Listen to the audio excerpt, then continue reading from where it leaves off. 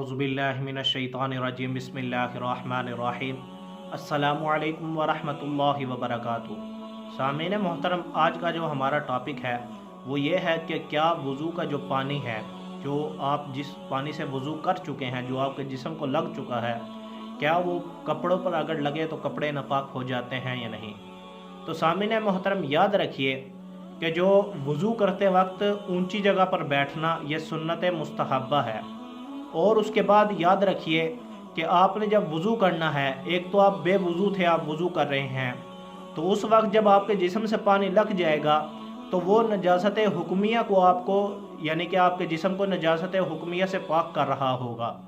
تو یاد رکھیے مستعمل پانی ہوتا ہے، اور مستعمل پانی کا حکم یہ ہے کہ وہ پاک تو ہوتا ہے لیکن پاک کرنے والا نہیں ہوتا۔ تو اس سے یہ ثابت ہوا کہ وہ جو ہے کہ وہ پاک تو کر دیتا ہے لیکن وہ ناپاک بھی نہیں ہوتا۔ تو سامعین محترم، اور دوسری صورت یہ ہے کہ آپ جو ہے جس وقت آپ وضو تھا آپ کا، لیکن ثواب کی نیت سے آپ نے وضو پھر کیا، تو پھر تو نجازت نہیں ہے، تو یاد رکھیے پھر بھی آپ کے گناہ دھل رہے ہوتے ہیں اس وضو سے، تو اس لیے اس پانی سے بھی بچنا چاہیے۔ اب یہ تو تھا وضو کے جو پانی ہے، اب اکثر لوگ جو ہے یہ جو پانی پر کپڑے پر لگتا ہے وہ یاد رکھیے یہ مکروہ تنزیہی بن جاتا ہے، اور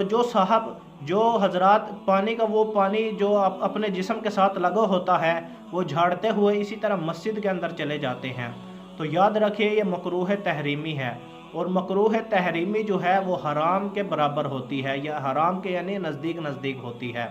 تو اس لیے یاد رکھیے آپ نے یہ جو پانی ہے یہ پہلے صحیح طریقے کے ساتھ صاف کرنا ہے، اور اس کے بعد مسجد کے اندر جانا ہے، اور اپنے کپڑوں کو بھی اس پانی سے بچا کر رکھنا ہے۔